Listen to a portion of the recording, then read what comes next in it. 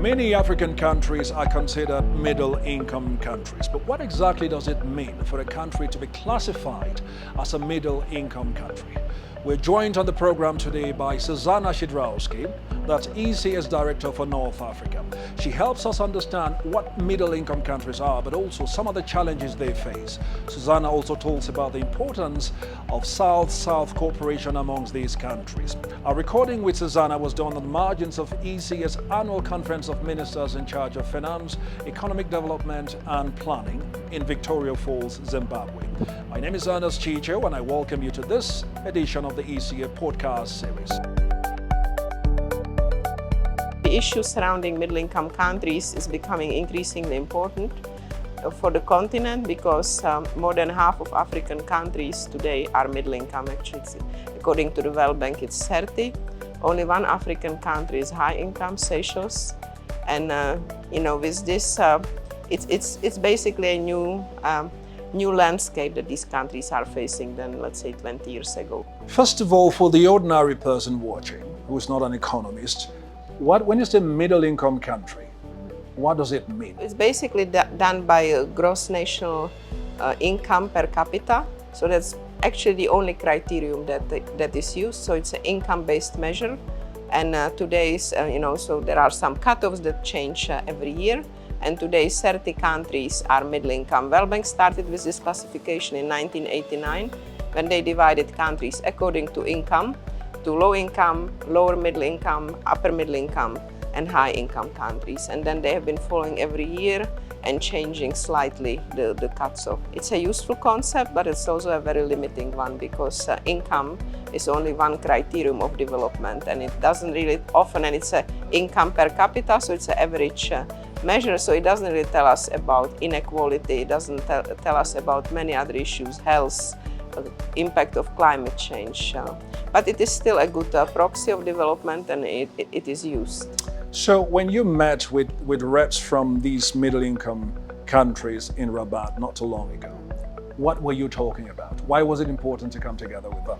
Yes, so the meeting was organized with Ministry of Foreign Affairs of Morocco, because Morocco is currently chairing the group of like-minded middle-income countries, and they are trying to have a unified voice on the issues.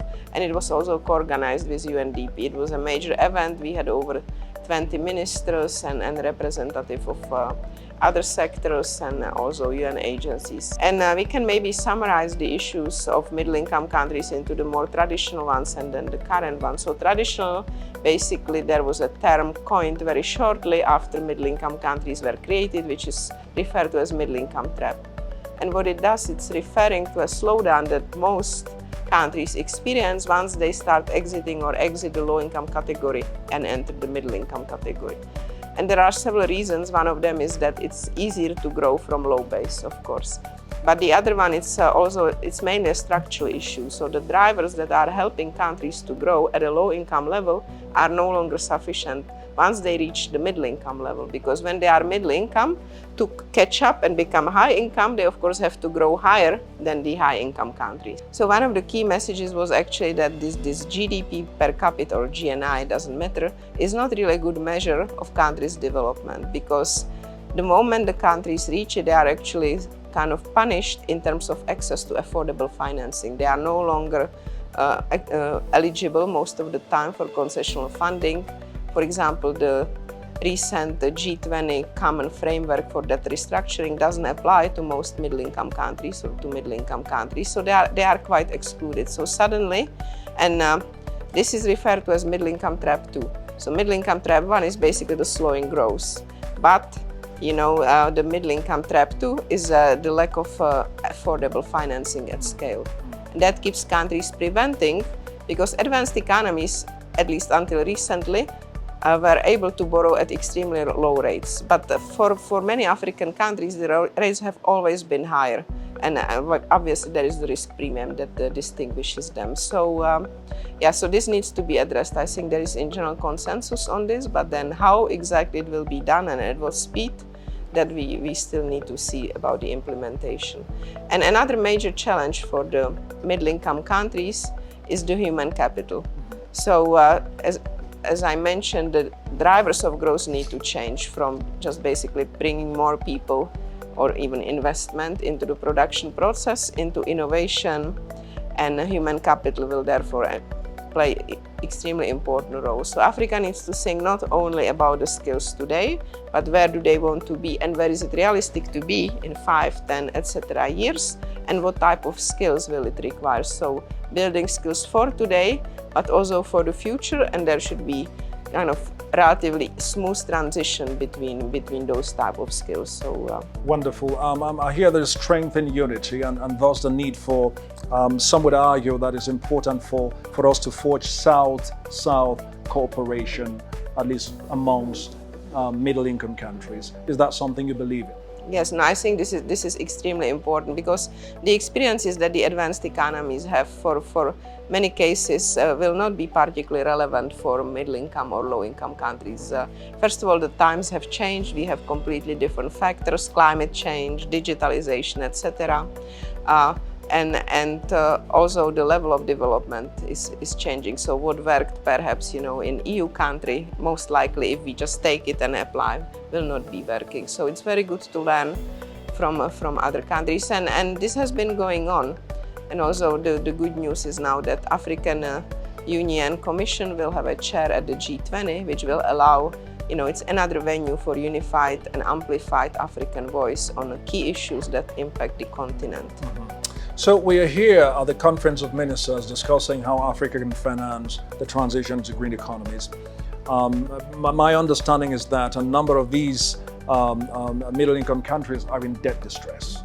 What are some of the common characteristics that you see across the middle-income countries? Yeah, so I think it's exactly this. So slowing growth, but at the same time, right now the debt levels are extremely high. But it's not just about the debt levels; it's about the cost of borrowing, which is so it's not so obvious how easy is it. Roll over, and Ghana and Zambia showed us it was not particularly easy, and they issued Eurobonds. So this is a key challenge. But the climate change, of course. So for the middle-income countries to even just maintain the status of middle income, because the climate change can have devastating consequences for the economy if not addressed, they need huge investment.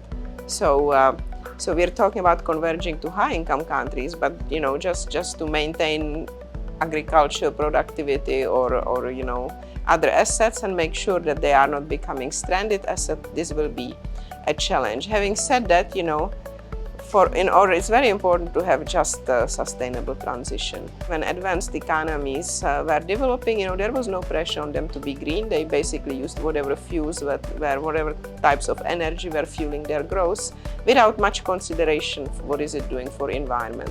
Today, the African economies are almost under the same pressure, even though they didn't contribute it, or very little, to the pollution. They are under almost the same pressure as advanced economies, to transition to green. So I think this is the key challenge, and it was very well said in the preceding session or in the morning session here, where I think the chair said that basically, yes, before we get there, there will be some period of green, and of course the natural grass, etc. So also African countries are still having obviously a more and more investment into renewable energy, but in the global landscape it's still a small share. But they are also having some investments into fossil fuels.